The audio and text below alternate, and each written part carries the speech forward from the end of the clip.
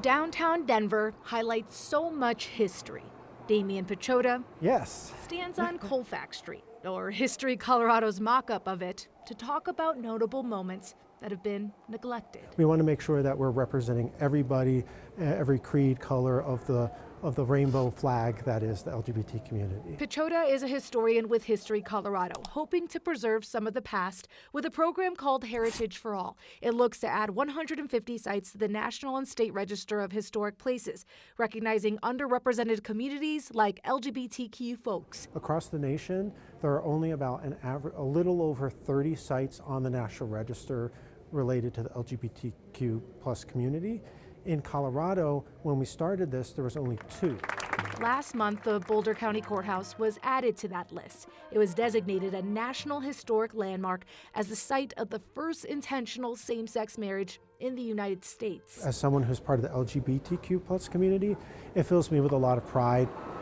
Pride is the focus this month. Pechota says sites like Civic Center Park may have a place on the LGBTQ list.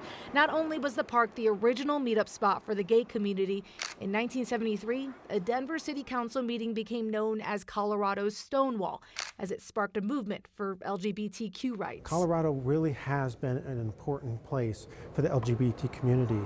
Pechota says places across the state will be considered because he knows legacies don't have city limits. This is what makes Colorado, this is what makes us who we are. History Colorado hopes to have the full list of 150 sites that tell the stories of marginalized communities by the end of 2026. A second grant will survey 25 properties specifically related to the LGBTQ community.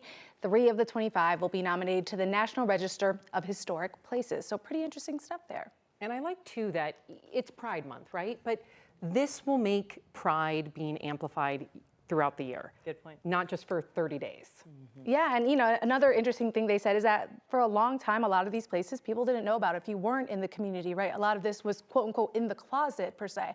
And so making sure that people know the history and the importance of these buildings, these places, these people is significant. Yeah, I mean, it's unfortunate, but the onus is on the LGBTQ plus community to share their history. The onus is on Black people to share our history. That's just kind of how it goes with marginalized communities, but kudos for them for doing the hard work. Exactly, now's the time to amplify it, right? That's right.